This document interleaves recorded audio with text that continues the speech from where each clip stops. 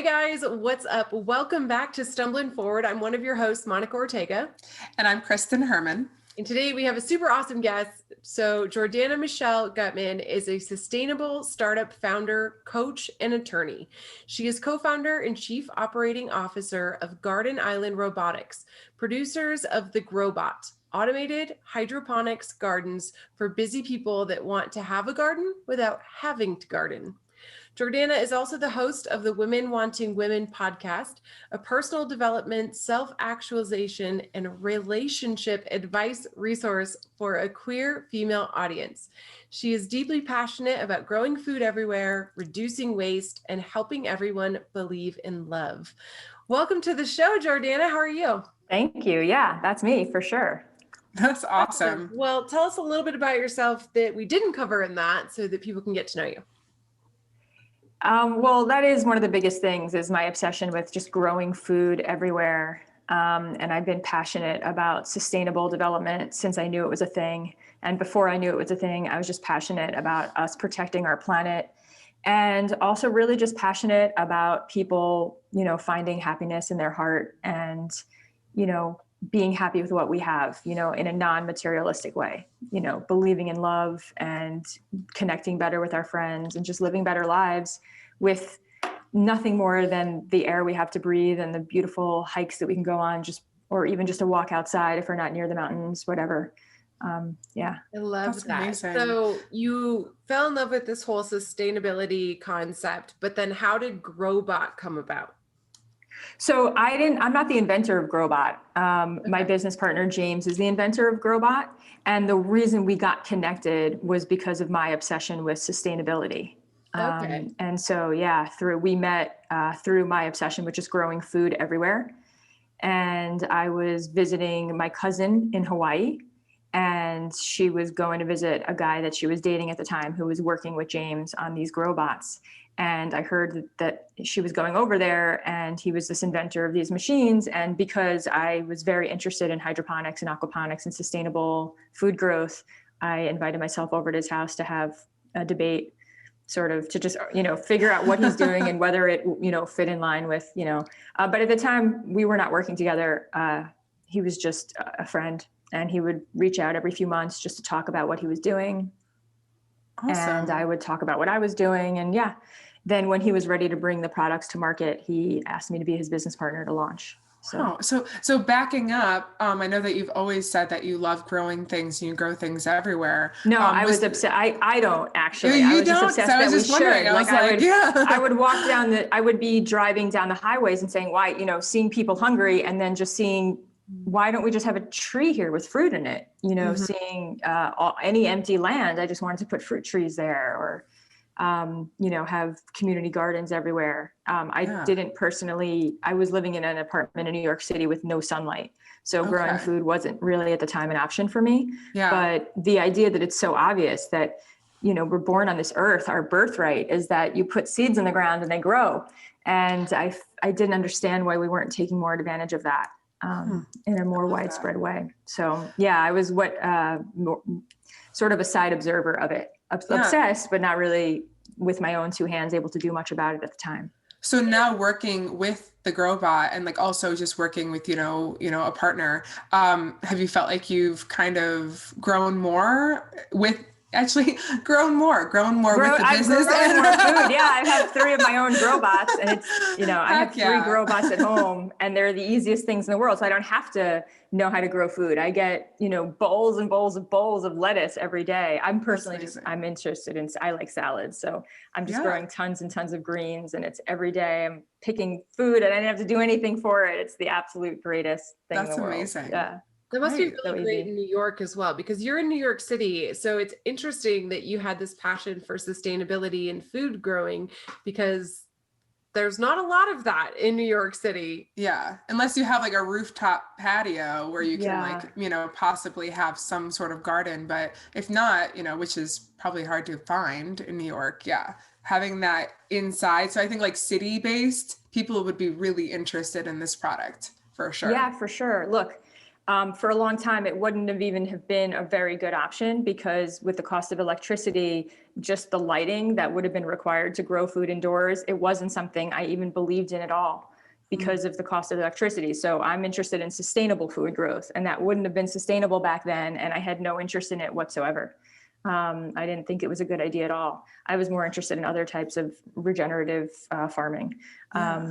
So yeah, when I met James, actually one of the reasons I went over to his house to have an argument when I was in Hawaii was because I wanted to see, is this really smart what you're doing? But it turns out he was completely reinventing the way that hydroponics are done, making it way more sustainable than any other systems and more affordable. So that's really the clutch for us. What these are eventually going to be great for when we can bring the prices down even farther is, the niche that we fill are the people that would never garden for themselves ever. They never, ever would. And so exactly. There are a lot of people. Most of my plants. Kill most of my it's plants. really hard. It's hard to grow food. And even people with the best of intentions would never do it.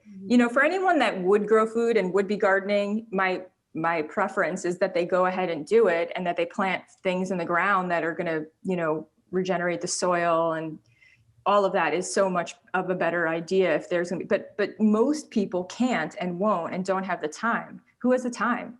Especially parents with families or people who work full-time jobs. It's not a thing. So we fill that niche for the people that otherwise wouldn't be growing food. And it's a question of food security, food justice too. Our machines are affordable. So those boxes of lettuce, those organic boxes of lettuce that I buy in the store, they'll cost like $5. We can grow 2 of those a week in just our machine. So the machines are affordable enough to pay for themselves in short order. In less than a year, it depends on how much you're growing, but they pay for themselves and they're great. I would even say like food banks or even churches, because they have usually a little bit of land that they can use the solar powered energy and just be able to stock up any fresh produce, that they can for shelters. So, and in the winter, you can put an LED on top of it now, and that's what has changed since we started. What has changed is that now LEDs, they've become way more efficient, and the prices have gone down. So now even a church that wanted to have them can have an LED light placed right above it that wouldn't even be that expensive. Just hang it from the ceiling, and even in the winter, you can be growing all year long. It doesn't require solar; it just allows for solar for anyone who wants. Better for that. So did you think that you'd actually fall into this? I know that you've always had a passion for it, but you're an attorney as well. So it's like, did you go to school for that specifically? And then are like, oh, well, I had no idea what to do with my life. I think there's an issue with the United States education or with the education system. I don't know how it is in other countries, but here, we're not taught how to think outside the box, really. So I ended up in law school because I didn't know what else to do. And I was practicing law as a litigator in New York City. I worked for myself, which was great because I had the freedom to explore things that mattered to me, including a lot of self-help, personal development stuff, because I was such a miserable attorney. And I was really passionate about figuring out how to make myself happier and then use that to make other people happier. So I had no idea how I could be an entrepreneur in the environmental space, because I thought to myself, I'm not an engineer, I'm not a biologist, I'm not a farmer. I don't know I had no idea how to help. So it was a long journey to get there. But I could get into that whole story, but it's kind of a long journey. But I didn't know how I would transition into that, to be honest. I kind of love the way that it went, though, of I know I'm passionate about this, and then just staying open to how that may, not to sound woo-woo, but manifest or come about in your life, right? It's okay, this is a cause that I'm super, super passionate about. I'm not entirely sure how that's going to fit into a career, but I'm open to whatever comes along, so that when GrowBot did come into your life, it's this is it. It's more than that. And this is the advice I would have for anybody that's passionate about something is don't just be passionate. Don't just have it in your heart. Read about it every single day. Understand who the big industry players are, understand what they're doing. I mean, I was every single day on my phone researching the latest advances in sustainability, in agricultural practices, what they were doing, so that when I was in Hawaii and I found out there was this guy, James, doing this one particular thing, I showed up at his house to have a very to have a debate, really, to have an educated conversation about what he was doing and how it fit in the rest. And I showed up extremely knowledgeable, probably more knowledgeable than anyone else he had met. And more passionate about the space than anyone else he had met. And that stood out in his mind. Exactly. And it wasn't me calling him. Yeah. I didn't ask him for a job. I never thought to work for James. It never even occurred to me to go join his team. It never in a million years occurred to me to join his team. He kept calling me every few months just because he was an entrepreneur fledgling himself, liked to have someone that cared about the space to just talk to every few months. And it wasn't for 4 years that went on before he was ready to go to market and asked me to be his business partner. So yeah, so for anyone who has a passion, I would say just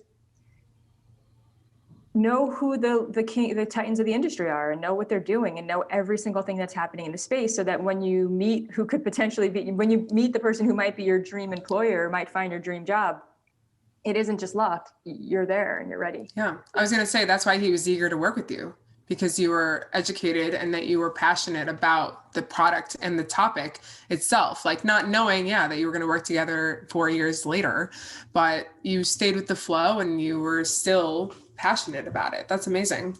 Awesome. Yeah, and he was interested in the fact that I had a legal background from having my own firm, that I had an entrepreneurial background from working for myself for all that time. And then also that I had a marketing background because of my, the work that I do for queer women. I have a podcast and a YouTube channel where I give dating and relationship advice for lesbians, or any, women. It's called Women Wanting Women. So anyone who sort of identifies as female that likes other females. And that required that I learn online marketing, that I learn how to build and maintain a website, that I learn how to, create marketing funnels to get in front of people's faces, not really to sell them anything, but at least to get them the help that they want, and to recognize me as a resource that might have the help that they want. Yeah. So where was the inspiration for Women Wanting Women? It might have been, was it a personal journey, or was it just something that dropped in your lap again? Terrible time. Yeah, it was hard. It was hard coming out and figuring out, attracting guys when I was younger, and dating guys was a totally different ball game for when I came out and had to meet women. And it was not fun or easy, and there was stuff I had to say about it, and felt, that I could make life easier for some other people. And that is interesting, because you don't think about like the difference in dynamics of a female dating a male as opposed to a female dating women, and how that shifts. Because I think, at least from the outside looking in, you think the hardest part is coming out, and then you just get to date who you want. Oh no, that is not how it goes. Not if you're a lesbian. Yeah. Well, it depends. Maybe I'll speak, I'm a queer woman who prefers feminine type women. Maybe it wouldn't, so, I have to just speak for my own experience. I don't know, perhaps more masculine presenting females would, I don't know. Because that, hasn't been my experience, but I found it to be extremely challenging. And and I had a lot to say about it. And also in my challenge and in the hard time that I had, I looked for, this was a time when people were starting to give advice on YouTube and stuff, and I loved it. Not only for dating, but for every, way, how to feel better, how to live better, how to have more success in business.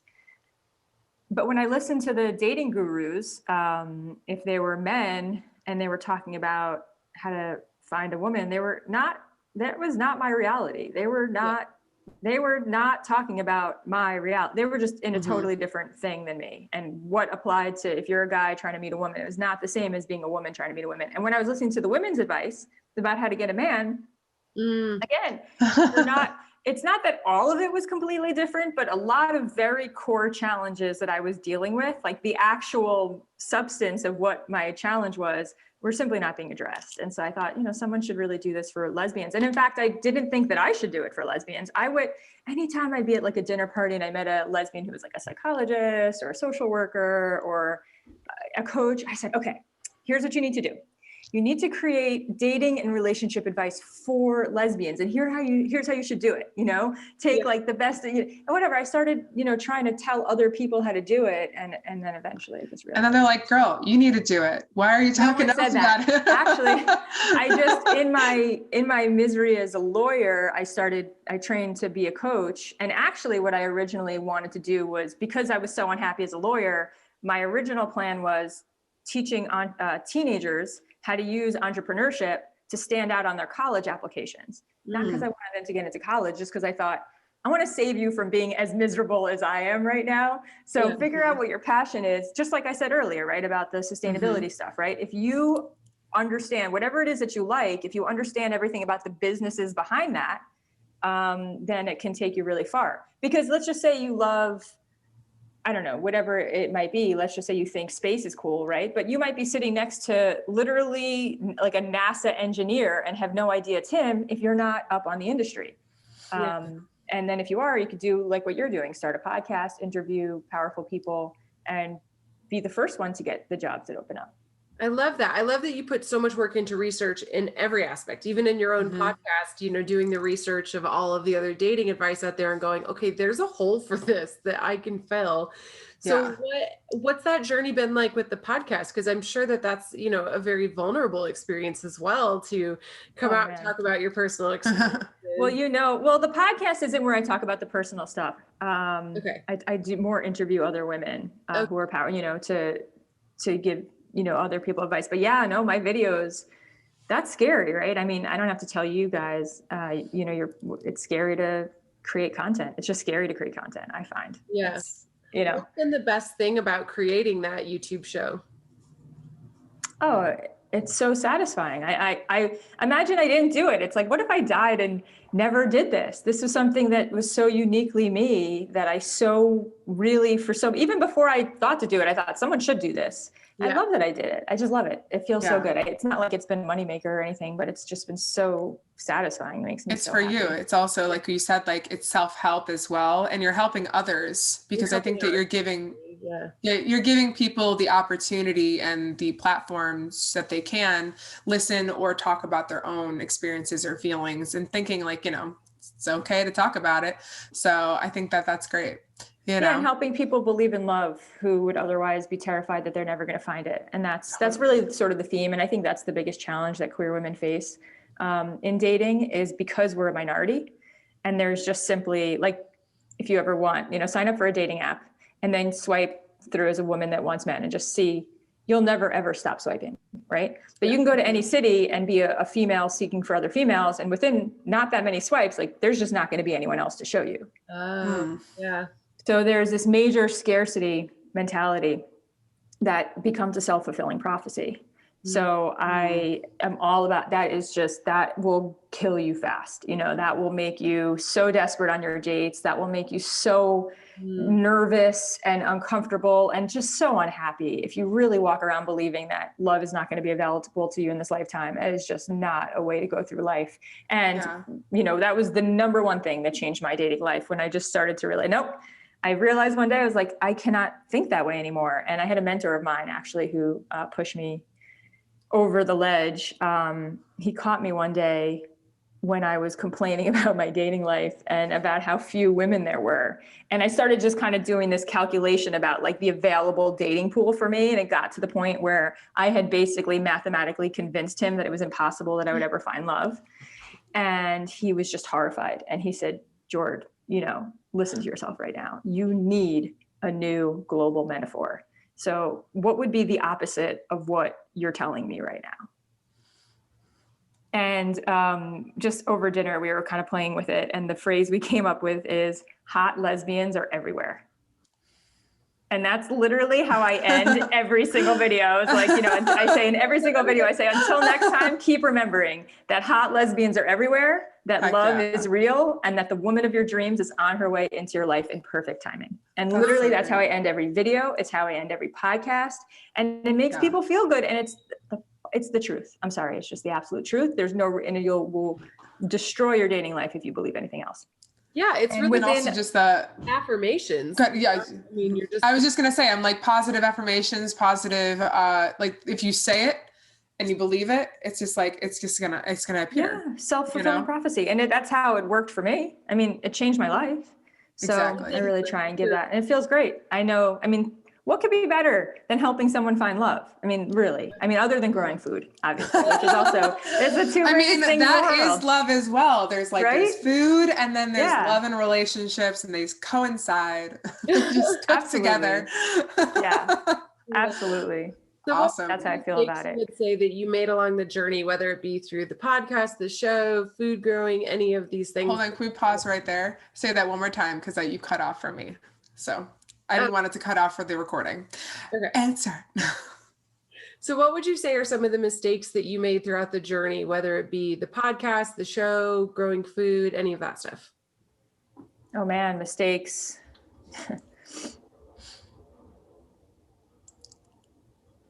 So she hasn't had any. I was like, either she doesn't have any or she has too many. Yeah, no, I have so many mistakes that I made. What's the most valuable one I can share? Maybe not getting started, right?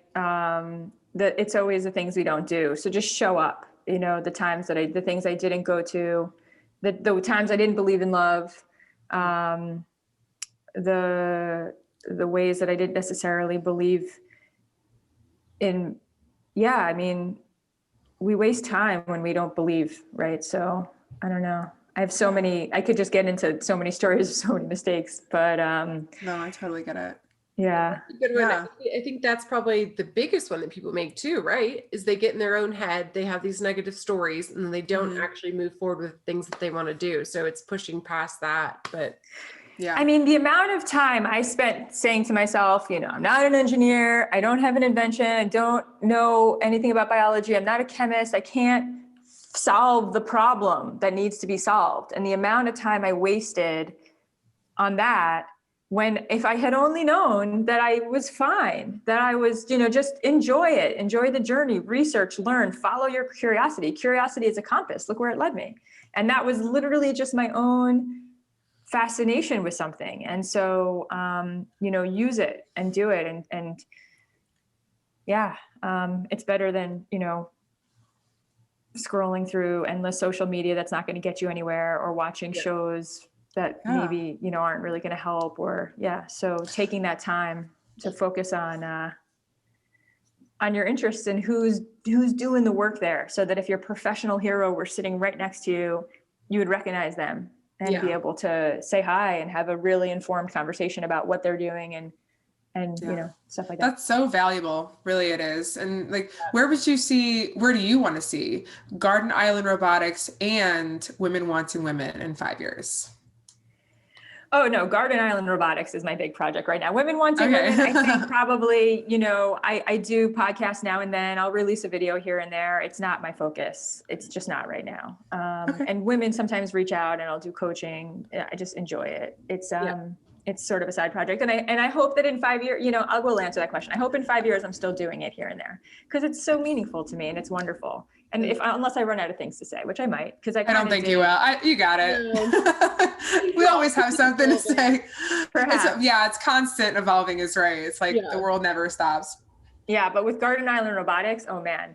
So our goal now, we're starting mass production. So originally we were hand building these robots, and that made them expensive. And I did not decide to go be in business with James to sell expensive robots to wealthy people. That is not our goal. And when we originally, connected, the idea was to get these so affordable that they could be sitting outside of, trailer parks, and on the roofs of housing projects. And so that's really where I hope in 5 years we're selling $50 gardens. And so each garden can grow a salad a day every day, or it can grow 8 big garden plants.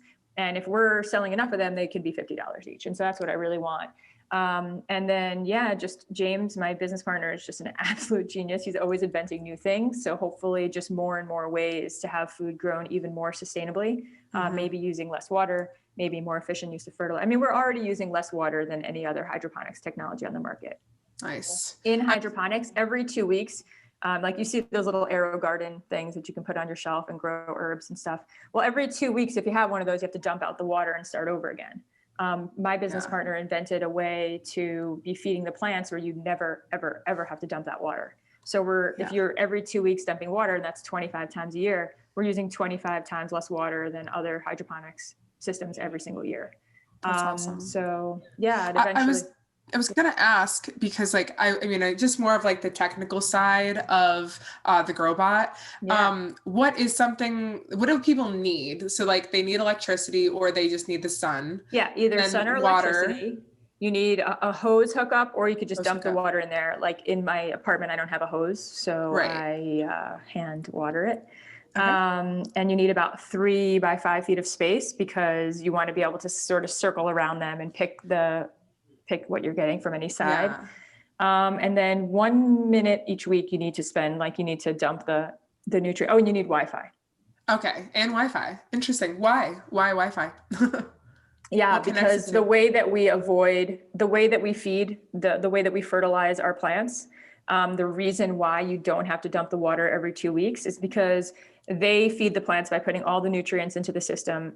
And then 2 weeks later, you got to do it again. And because the plants can only absorb so much and it kind of gets out of whack. What we do is we have a camera, and the camera faces the growing area and takes a picture of what's growing there. And then based on what's actually growing, it distributes nutrients into the water so that the plants can get the amount of nutrients or fertilizer that they can optimally absorb that day, so that the plants grow as much as possible, but not so that the water gets a little bit like shocking, to the irritating to the plants. Yeah. And so by the end of the day, that's all absorbed essentially until the next day. That's and genius. Then with that Wi-Fi, what we do is that picture that was used to analyze what to feed it, we email it to you. And if you click on it, you get a time-lapse video of the last 30 days of your plants growing. It's oh my God. ridiculous. It's really cool. Yeah. What a great concept. That's really cool. So much further than just growing, right? Like it actually makes it fun. It makes it educational for people. Like it doesn't. Yeah, you could be at work and no one's at work anymore. We're having this conversation during the COVID-19 pandemic. Hopefully people will be watching it after, but right. But imagine being out with friends and you just and you get an email showing what's in your garden. So it could also help to know what you can eat that night, help you plan more for meals, and then just something fun to share around. It's just fun. And the kids love it.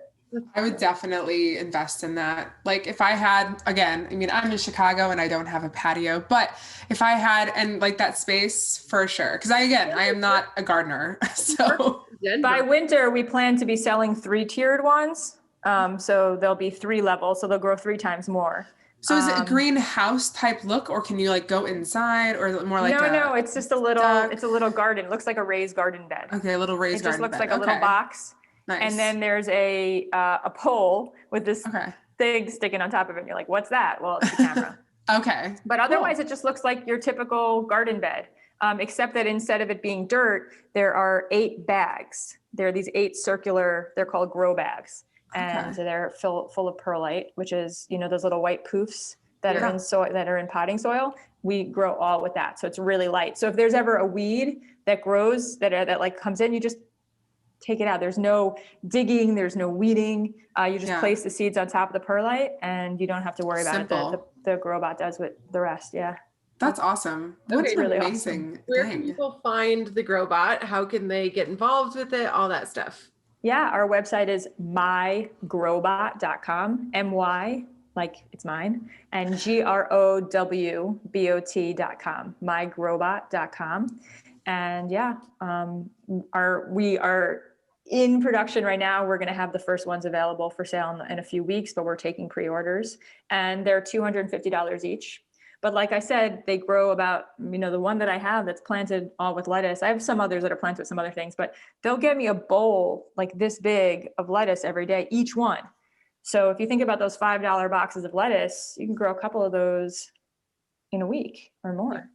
Honestly, I love all of that. Like, I love all the work that, when I think that people growing their own food is so valuable, and it's just going to continue to be more and more valuable, especially when people are buying organic. It's like, could you just grow your own?